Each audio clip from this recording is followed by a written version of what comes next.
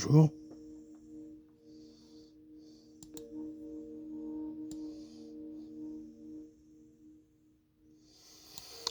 Comme certains ont peut-être pu le remarquer, je ne sais pas si ça se remarque d'ailleurs, mais j'ai rendu ma page VK fermée. C'est-à-dire que je n'accepte plus personne dans mes amis. En tout cas, jusqu'aux périodes de fête, car j'ai trouvé très très lourd un petit peu, comment je dirais, tous celles et ceux qui sont manifestés sur ce que j'avais exprimé sur la Coupe du Monde de foot, tous ces propos racistes qui m'ont vraiment emmerdé, c'est le cas de le dire, parce que j'ai pas envie de discuter de ça avec qui que ce soit. Surtout sur un sujet aussi léger que le football, de mon point de vue. Hein, donc là, on arrive avec les fêtes de Noël, imaginez bien. Moi, j'ai communiqué un texte là, sur le Père Noël, j'entends déjà tous les ragoteurs, tous ceux qui ont besoin de salir tout ce qu'ils voient. Enfin, peu importe, j'ai pas envie de discuter de ça avec eux. Ou avec elles, parce que quand je parle de racistes, effectivement, il y a plus de femmes d'ailleurs que d'hommes, de ce que j'ai pu constater. Et avec des grosses colères en plus. Wow. Non, pas beaucoup de cible, hein. Pas qu'ils se trompent de cible, hein, si quelque part ils ont des manifestations à faire, qu'ils aillent voir auprès de celles et ceux qui jugent quelque part inaptes à leur propre intelligence ou à leur propre accueil. Hein, c'est vrai qu'aller passer les vacances, comme me disait un autre là au Maroc, c'est convenable, mais d'avoir les Marocains à côté de chez soi, ça ne l'est pas. Hein, c'est vrai que le Maroc, c'est pas cher, hein, c'est pas cher. D'accord. Il m'a répondu quand je lui ai fait ça. Il m'a dit oui, mais je vais aussi à Oslo. Bon, d'accord, je crois que tout est dit. Ah, à un moment, faut arrêter. C'est pas spécialement des gens bêtes. Hein, ce sont des gens qu'on cédé soit à leur peur, soit qu'on fait un choix politique. Peut-être même, à vrai dire, je connais trop ce sentiment que quand on est frustré, qu'on sait plus vraiment où aller, quoi faire, comment se démener, parce que un flot d'informations nous submerge. Et il y en a, qu'est-ce qu'ils font? Ben, ils agressent plus faible qu'eux. Ce qui est facile à agresser, le petit, l'étranger, l'autre, hein, qui tout d'un coup n'est pas à sa place. C'est sûr que des Noirs dans l'équipe de France ne sont pas à leur place. Alors qu'est-ce que fout la Guadeloupe à la France, hein? Tous les départements d'outre-mer. Hein. Il y en a combien? De quoi vivrait la France, je veux dire, sans ces richesses-là? Un petit chocolat, ah, ta petite vanille. Bon, je prends juste ces deux petits exemples pour faire court. La France a cette chance, une chance extraordinaire, d'être un empire. Enfin, c'était, parce qu'il est en train de mourir. Un empire posé sur l'ensemble de la planète. De la Nouvelle-Calédonie, la Polynésie, hein, les Antilles, on va dire ça comme ça. Même ici où je suis, là, Saint-Pierre-et-Miquelon. Et puis des petites îles dans le pôle Nord, un peu partout, dans le pôle Sud. C'est vaste, même en Asie. Oui, la France se vantait, lorsqu'elle faisait ses expositions universelles, en 1900, 1910, je ne me rappelle plus très bien dans ces eaux-là, où ils avaient exposé donc des os humains pour montrer à la population, il n'y avait pas de télé à l'époque, hein, un petit peu l'empire sur lequel ne se couchait jamais le soleil. Et donc on avait fait venir des populations d'un peu partout à travers le monde, dont la moitié sont morts de froid, de maladies, et on a reconstruit des semblants avec toutes les belles idées bien négrophobes de l'époque, hein, des semblants de villages, et des gens qui venaient derrière les grilles. Hein. Il y en a qui leur jetaient les... Ah, il y avait des gens quand même qui allaient à la commisération, qui disaient, pas possible de laisser des gens comme ça, dans le froid, vous vous rendez compte? Alors que les autres, ils avaient l'obligation de faire du spectacle de musique, de danse, toutes les deux. Enfin, atroce. Aujourd'hui, de notre point de vue, c'est atroce. À l'époque, même si je ne le comprends pas, je l'accepte pas. Malgré tout, c'était une manière d'initier les gens, ce qui fait que beaucoup de gens sont venus à la découverte du noir par rapport à des petits animaux derrière les cages. Ça ressemble à ça. Oh, t'as vu les pauvres, hein, ils sont noirs, hein, disons. Hein. Ah, ils vivent comme ça, tout nus alors. Oh, dis donc. C'est sûr que c'est bien qu'on ait venu quand même pour essayer de les aider. Qu'est-ce qu'on peut faire pour les aider?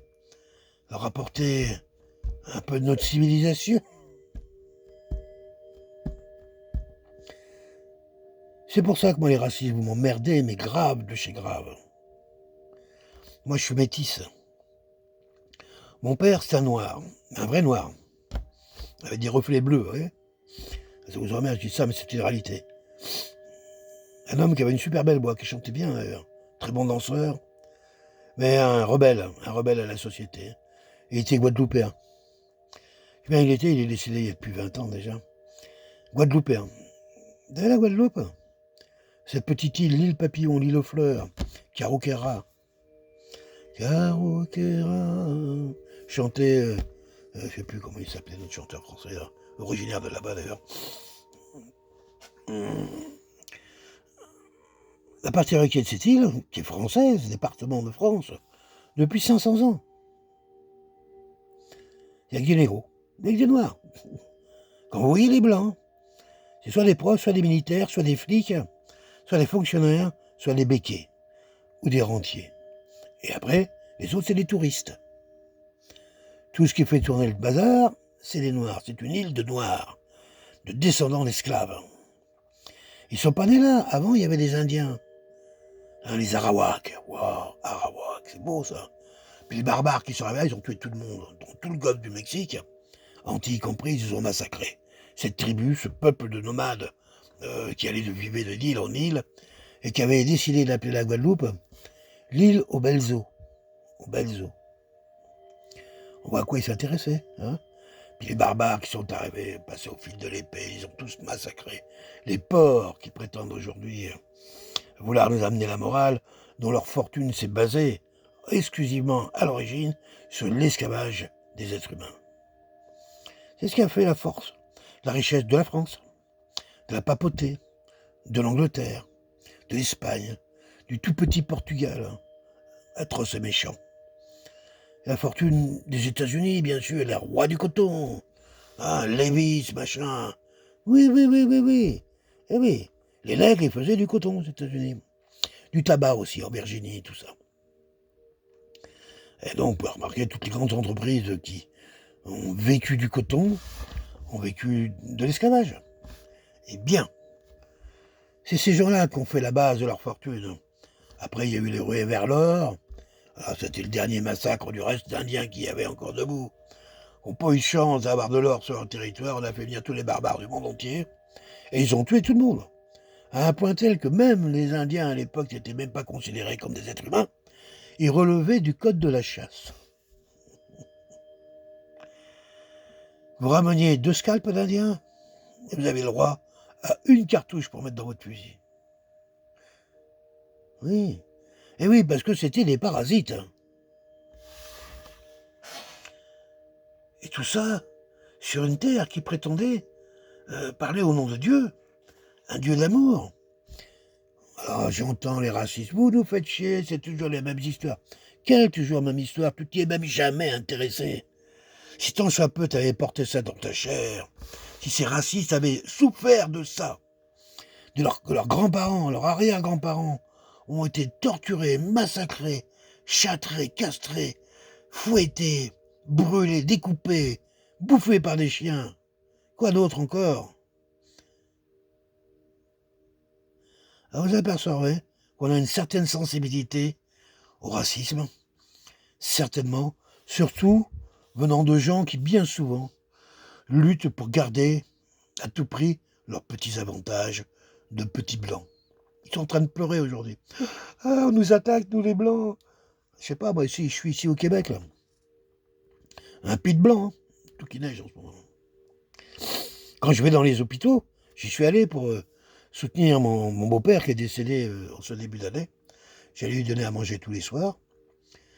Et bien, ce que je voyais, c'est que dans les lits, il y avait quoi? Pour ainsi dire, à 90% des blancs.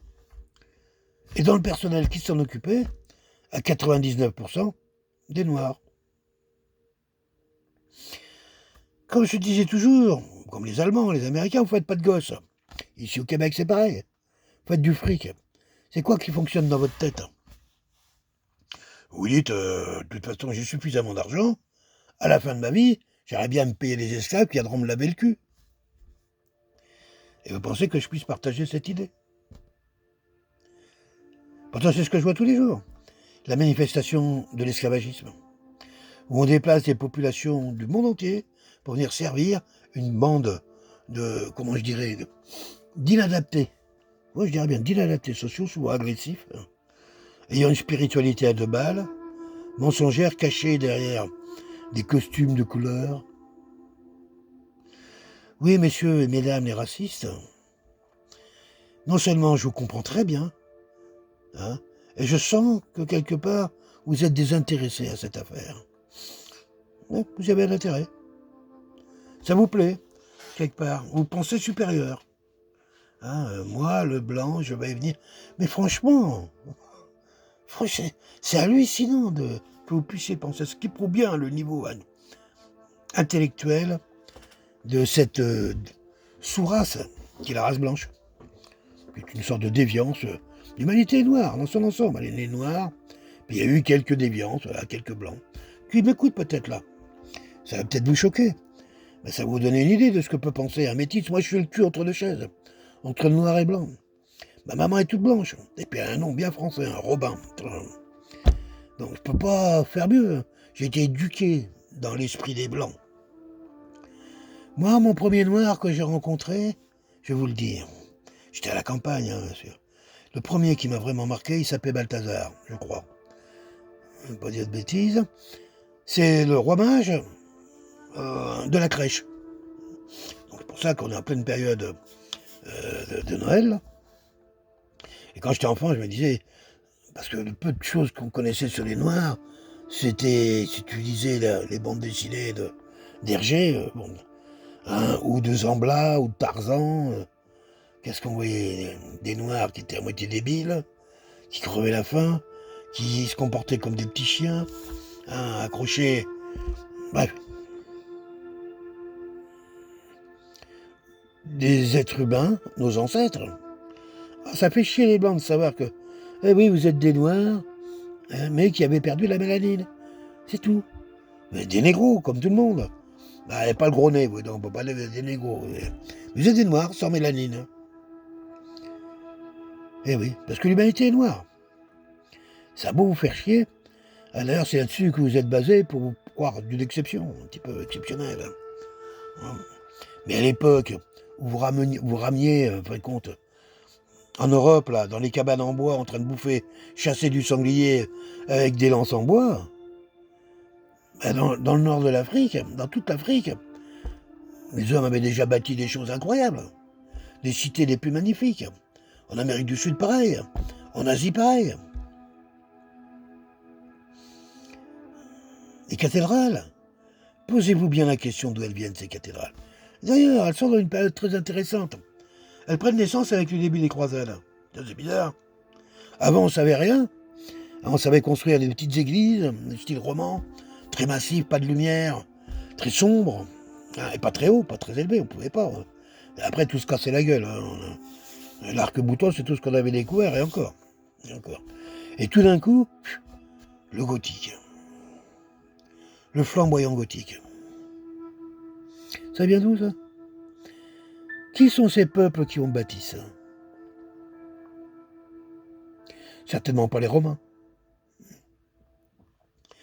Alors, on me dit, j'ai lu des trucs intéressants d'ailleurs, les Vikings, ben pourquoi pas, hein, qu'on traitait de barbares, de Goths, quoi.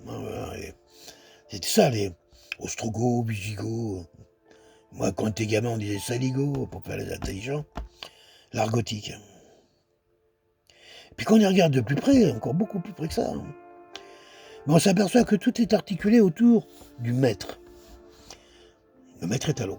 Nous, normalement, on n'est pas censé connaître au XIVe siècle, hein, au XIIIe ni au XIIe, mais que, par contre, il se retrouve partout dans la construction de ces bâtiments.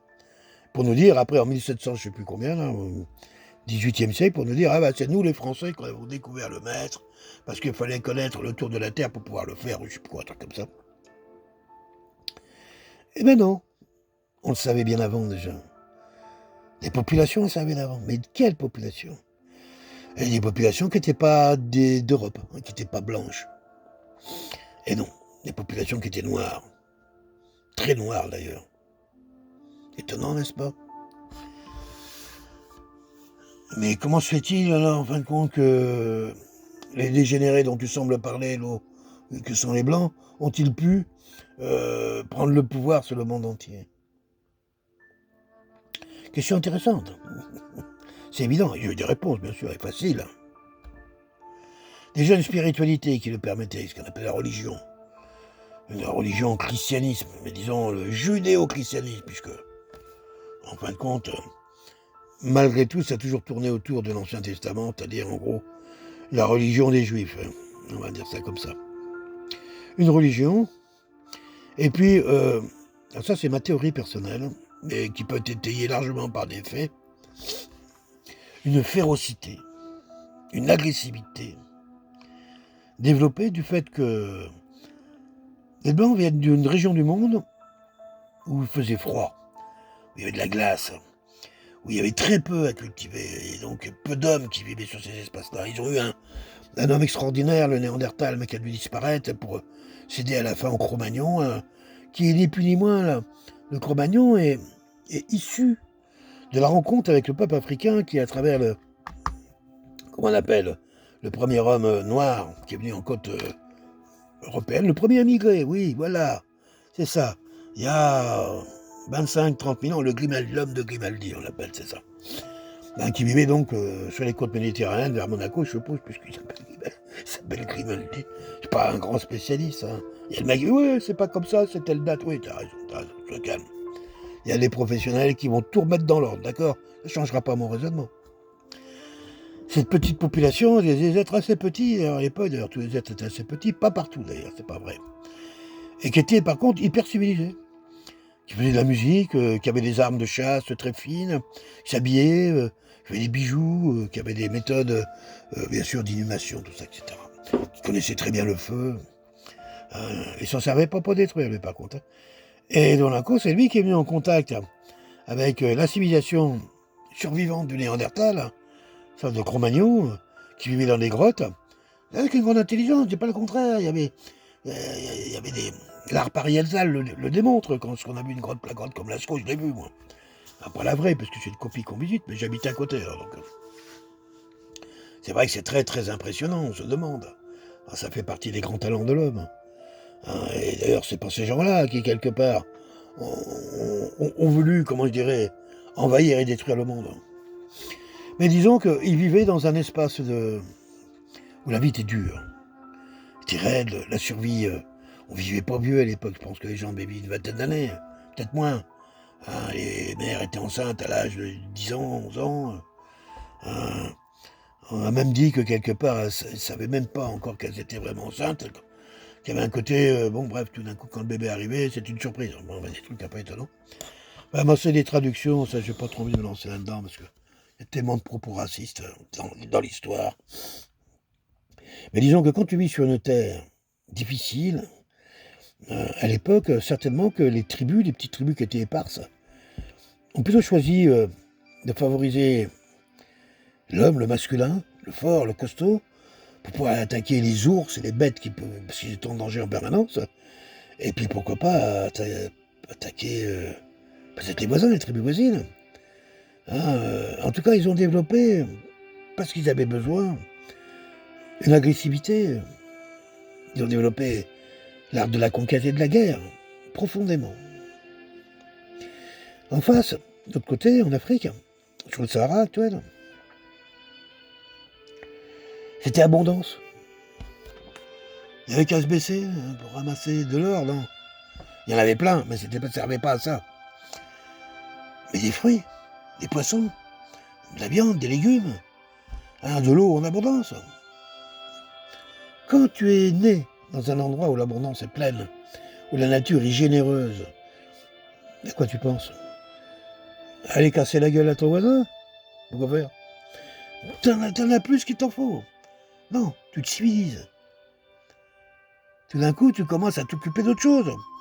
Puisque tu n'as pas à passer toute ta vie à aller te battre pour trouver à bouffer, où on en est réduit aujourd'hui tous, pour ainsi dire. d'où la guerre permanente, pas oublier, et bien ces peuples-là avaient évoqué la grande civilisation, la sagesse, l'accueil. Et je suis à peu près certain que loin d'être bêtes, lorsqu'ils ont fait les premières rencontres, quand les Blancs sont venus sur les côtes africaines, se présenter, c'est qui ces gens? Oh, vous avez vu, chef, il y a plein d'or là partout. Là. Et ils en servent même pas, ils servent pour caler les gamins là. Ils étaient là. Eux, ils ont voulu voler, alors que les autres, ils voulaient les accueillir. Mais on nous fait croire qu'ils ont eu peur. Ah bon? C'est pourquoi ils auraient eu peur? De qui? Par contre, ils avaient bien senti très vite, à un moment, qu'il y avait un problème. Que ces étrangers qui venaient du froid, qu'on appelait... En Afrique, la carte, elle démarrait, le nord, c'était... Et à l'envers, tu préfères. Il n'y avait pas de nord. Le nord, c'était en gros le Sahara. Mais au-dessus, c'est qu'ils appelaient ça le monde des barbares. Et pour eux, le monde des êtres humains, c'était en regardant vers le sud, à partir du nord. Toujours. Donc ces gens du nord, qui étaient reconnus comme étant peu civilisés, barbares, violents, qui devaient certainement avoir des mœurs très barbares.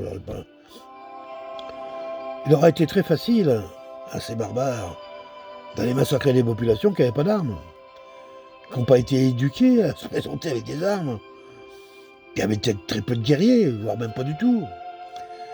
Et les premiers en plus qui habitaient sur les côtes, c'était souvent, comment on peut dire, dans les grands empires africains, il y en a eu quand même quelques-uns. Le grand empire malien, là, qui est tenu par l'empereur, un nom incroyable, richissime en or. Bref. C'était les populations qui étaient à l'accueil. C'était hyper exposé. Les autres ont profité pour les tuer. Et puis, en pénétrant doucement, ils ont continué, jusqu'à ce que le pape se mêle de tout ça en disant, ouais, mettez-les en esclavage. Bon, bah, ça existait déjà, les Radjaniri arabes, oui, tout le monde, on parle de ça. Ça n'a pas changé. Et moi, je parle de ça, c'est justement pour essayer de recaler, essayer de comprendre. Alors, on peut comprendre que les intérêts de ceux qui nous gouvernent, c'est sûr que tu n'allais pas faire des milliards et des milliards en France. Il n'y a rien en France. Il n'y a rien, les petits pays, Portugal, l'Espagne, il n'y a que dalle. À l'époque, rien du tout. Les richesses, elles étaient de l'autre côté. En Amérique. En Afrique, bien sûr. Et certainement en Asie.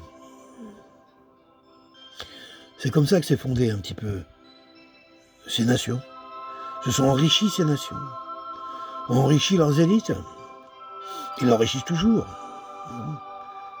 Leurs élites auraient dû redistribuer leur peuple, ce qu'ils n'ont jamais fait. Ils ont toujours pensé qu'à eux. Et dès que les peuples réclamaient un peu, hop, ils créaient des guerres. Massacrer tout le monde, ça donne bien l'idée un petit peu de ces gens-là. Quoi. Donc oui, pourquoi je dis ça? Parce que c'est saoulant d'avoir des racistes qui parlent de choses qu'ils ignorent. Tant que t'as pas porté ces violences dans ta chair, tu sais pas de quoi tu parles. La théorie, la pratique. Moi, le racisme, je l'ai vécu, mais nombre de fois. Chassé de magasins, chassé dans les magasins. Asma, qu'est-ce que tu fous ici? Dégage. On ne sert pas les négros ici. Moi, on me l'a fait quand j'étais jeune. Plus d'une fois. Sans parler de la violence des coups, puisque je ne me laissais pas faire. Donc, évidemment, j'ai été amené à me battre quelques fois pour ça. J'ai pas toujours gagné. Avec l'âge, on se calme, on ne devient plus... C'est pas que j'accepte pour autant, mais on s'habitue, je veux dire, à ces réflexions, justement. Ouais, vous nous emmerdez, vous les négros, avec vos histoires d'esclavage. Réveille-toi, l'esclavage, c'est toi qui vas te tomber dedans. L'esclavage, l'esclave. Les blancs. C'est ça l'origine de l'esclavage. C'est entre vous que vous vous êtes mis en esclavage. Les blancs qui étaient capturés en tribu de guerre. Les hommes qu'on castrait, spécialité des juifs d'ailleurs, pour les envoyer dans les arènes des Arabes parce qu'ils les payaient très cher. Et pour avoir un mec vivant qui arrivait là-bas, ils en avaient tué 100 avant, quoi. C'est pas les Africains qui ont fait ça. Hein. C'est pas les Noirs qui ont fait ça. C'est pas les Noirs qui ont créé les champs de plantation en Amérique. C'est pas les Noirs qui ont déclaré la première, deuxième guerre mondiale et la troisième qui se présente. Pourtant, c'est toujours les Noirs hein, qu'on agresse. Hein. Hein, c'est ça. Et les gens se sentent intelligents, c'est quand même un peu incroyable ça. Je me suis toujours demandé, moi, ils savent que ça vient se cacher leur intelligence. Parce que d'un côté, ils vont te donner des livres, tu vois, on dit, ah oui, c'est de la lune, il est allé à l'école, il est au courant de choses, en réalité, il est au courant de que dalle. C'est rien, parce qu'il répète bêtement ce qu'on lui a demandé de répéter. Ah, il est né dans cette famille de ce milieu, gna gna gna gna gna, fait comme papa, comme maman. Ah. Oui, comment ça se fait? C'est toujours les Noirs qui doivent payer pour la folie des Blancs. Jusqu'à quand? Jusqu'à ce que vous disparaissiez entièrement les Blancs, parce que c'est ce qui va se passer. Pas que les Noirs vont vous faire disparaître. Vous allez vous faire disparaître vous-même. C'est ce qui est en train de se faire. Ah, les histoires de vieux blancs, machin, je sais plus trop quoi, dont on entend parler actuellement. C'est des histoires de blancs, ça. C'est pas les Noirs qui ont lancé ça. Eh oui. Vous avez scié la branche sur laquelle vous étiez maladroitement assis. Alors, cette période de Noël qui arrive, j'ai voulu fermer ma page VK, là, on fermait. Et puis, à partir de maintenant, je serai très vigilant sur tous les propos racistes, immédiatement. De ma part, moi, tu dégages. Je n'ai pas envie de débattre, discuter qui que ce soit là-dessus. Surtout sur ma page. Va discuter de ça avec qui tu veux, tous tes potes, tes copines. Va pousser tes cris d'Orphée, là. Lis les journaux quand ça t'intéresse, et puis dénie-le quand ça t'intéresse pas, parce que j'en vois plein qui disent la presse c'est de la merde, ils racontent n'importe quoi, c'est que des mensonges. Mais quand ça les arrange, tout d'un coup, ah mais ils ont dit ça, ils ont dit ça, allez, c'est bon. Il n'y a pas beaucoup de solidité en tout ça. Mais je sais aussi, et peut-être que tu es de cela ou de celle-là, qui a de belles âmes bien plus grandes que ça, qui ont compris le sens de la vie. Hein, qui nous sommes, qu'est-ce que c'est qu'être un être humain? Hein, parce que, en fin de compte, histoire d'être humain noir ou blanc, en réalité, ça n'existe pas, c'est une connerie, ça. C'est pas une race, la race blanche. C'est pas vrai. Il y a la race humaine, point. Après, qu'il y ait des genres, des grands, des petits, des bronzés, des clairs, des plus clairs, des très blancs, des très très noirs, des gros, des fins. Il y en a qui ont plus de doigts que d'autres. Dans les os, c'est pareil. Il y a une certaine différence. Mais ce sont ni plus ni moins que les caractères de l'espèce. L'espèce du genre humain, que nous sommes tous et tous. Lorsque tu comprends ça profondément, non pas avec ta tête, mais dans ta vibration intérieure, ouf, que ça calme, que tout d'un coup l'horizon devient plus vaste. Tout d'un coup tu t'y sens beaucoup mieux, tu te sens plus à ta place. On peut pas parler d'amour tant qu'on n'a pas réglé ça. Lorsqu'on parle des ancêtres, moi je vous le dis, mesdames les blanches, il y en a quelques-unes qui m'écoutent là. Si tu remontes à un moment, à l'origine de la mère, qui tu vas trouver à un moment? Pose-toi bien la question. Une femme noire. Eh oui. Ève, si ton soit peu, pour répondre, parce que bien sûr que c'est une religiosité qui a 2000 ans. Mais, comme on la parle de la femme universelle, c'est la première femme. Si on ne sait pas qui est la première femme d'ailleurs, ben, elle ne peut être que noire. Eh oui. C'est bon de le savoir, ça fait du bien en soi. Et que c'est toujours, que tu peux toujours retourner, je veux dire, vers ta source, pour pouvoir faire face justement, à ton chemin qui s'obscurcit. Quand à un moment, tu vois plus de lumière du tout, arrête d'avancer. Pose ton cul, et puis regarde en arrière. Tu auras certainement la réponse. Rien n'est linéaire, contrairement à ce qu'on veut vous faire croire. Tout est cyclique. Connaître les cycles, c'est connaître l'avenir. Si tu connais bien ton cycle, tu t'interroges ton passé, tu as la réponse pour demain. Le paysan savait très bien ça. Il savait très bien que par l'expérience de ce qu'il pouvait observer sur sa terre, ben qu'en semant telle graine, sans qu'il puisse le garantir, malgré tout, il avait de fortes chances qu'il obtienne telle chose.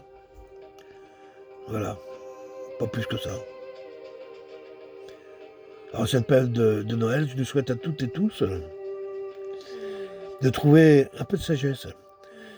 Les tensions sont grandes, les frustrations sont nombreuses, les colères intenses, et bien sûr qu'il serait assez facile, comme d'habitude, d'aller chercher le plus faible, le plus démuni, pour y taper dessus. Ah, parce que là, l'autre, il est costaud, j'ose pas, il est riche, il est puissant. Et lui, là, l'immigré là, qui arrive, hein, qu'on fait passer pour un chien, hein, qu'on donne les plus basses besognes, même qu'on a des hautes besognes. Je vois aujourd'hui des médecins qui arrivent d'Afrique et tout, qui sont quasiment, pour pas payer les médecins européens une petite fortune, on fait venir tous les urgentistes, tout ça, pour aller dans les hôpitaux en France. C'est tous des Marocains. Ouais, Marocains, Sénégalais, Camerounais. Ah, le personnel soignant. Bah, ici au Québec, beaucoup d'Haïtiens, les Congolais aussi.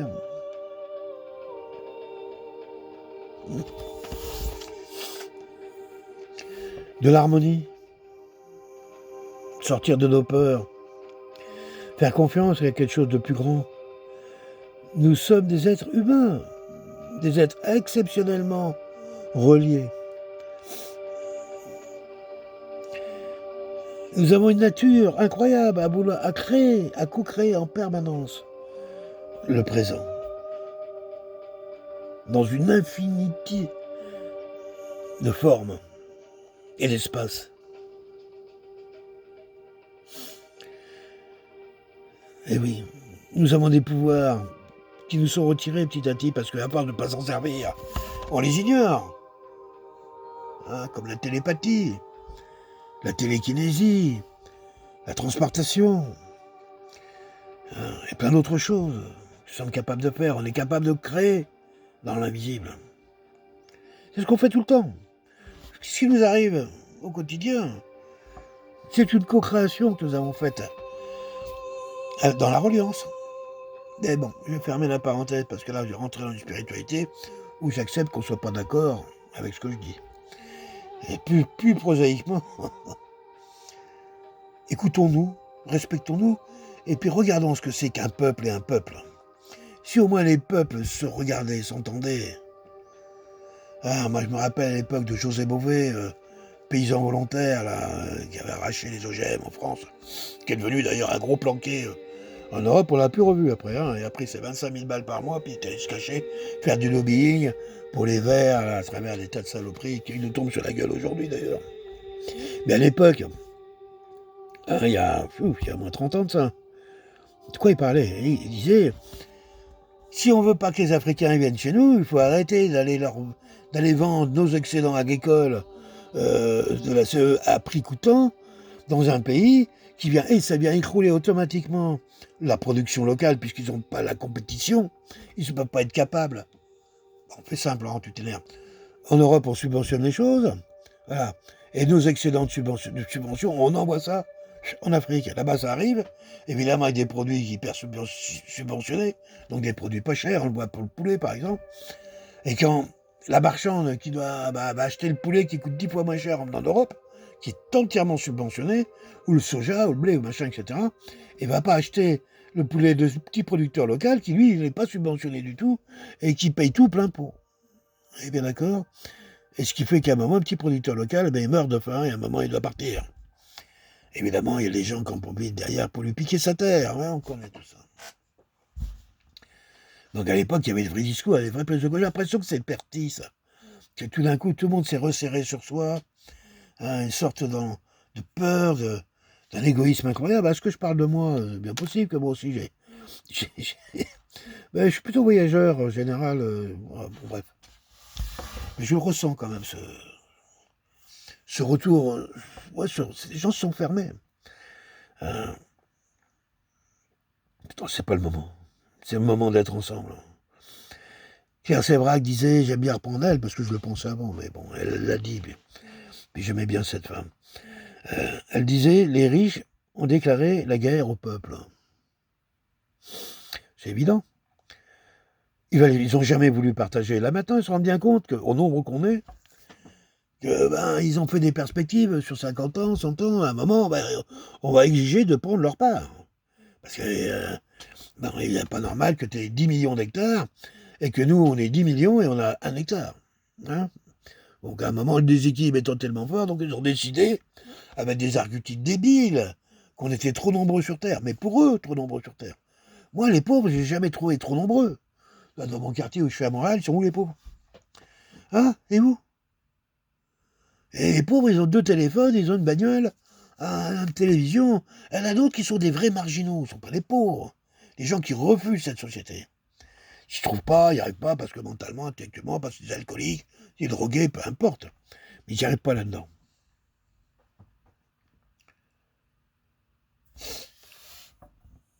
Il s'agit de partager. Hein? Ici, c'est le pays du crédit. Le crédit, c'est voler le travail des autres. C'est ça le crédit. Alors, en cette période de Noël, pour ceux en tout cas qui ont un petit peu de cœur, les cadeaux aux enfants, ouais, c'est bien, amusez-vous avec ça. Ayez une pensée un peu aux autres peuples, à tous les peuples. Pas leurs élites, pas les peuples. Celui-là qui fait à bouffer, boulanger, le restaurateur, si c'était restaurateur, celui qui fait les vêtements, les mamans, qui font les enfants, qui les élèvent, les grands-parents, qui sont souvent à la mémoire, mais dont on a obligé aujourd'hui, force est de constater qu'on leur demande de fermer leur gueule. Oui, connectons-nous à tous les peuples de la Terre. Pas en supériorité, non, en fraternité, en cofraternité. Le marin-pêcheur, le chasseur, l'agriculteur, ils sont tous les mêmes. J'ai beaucoup voyagé, je peux vous assurer que je parle d'agriculteur, un paysan, je veux dire, ou que ce soit sur Terre, ils sont tous les mêmes. Ils sont tous aussi mystiques les uns que les autres. On se ressemble. Alors pourquoi ne pas s'entendre? Pourquoi se détester? Pourquoi avoir peur les uns des autres? Tout ça parce que ceux qui possèdent ce que tu penses, ce que tu dois penser, ont tout intérêt, pour justifier leur saloperie, que tu aies peur de l'étranger, que tu considères même que tu es supérieur à lui. Je ne sais pas si je referai une autre vidéo d'ici Noël. Si ce n'est pas le cas, je vous souhaite de bonnes fêtes. Mais je pense que je referai une autre vidéo. Donc, je vous souhaite de bonnes préfêtes. Voilà. Merci de m'avoir écouté jusqu'ici. 40 minutes, c'est bien long, je sais. Donc, mais des fois, je fais comme d'autres. On fait la vaisselle, on met ça en fond, ça en accroche un peu de l'oreille. Surtout si on connaît en plus la personne. Et c'est souvent comme ça. C'est pas une conférence que je fais. Voilà, c'était juste un bonjour. Bye bye et merci. Je vais vous mettre un petit peu d'usine pour finir.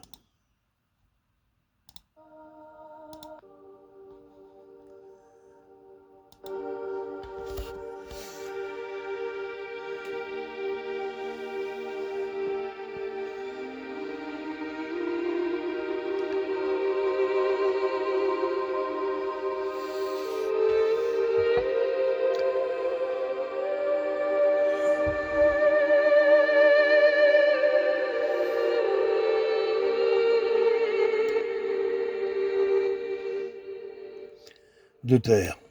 D-E-U-T-E-R. Vous trouverez facilement sur internet et le morceau là, je crois que Joie du silence ou un truc comme ça, je ne m'en rappelle plus. Comme j'ai pas le titre là, mais bon. Ok, merci, bye bye encore.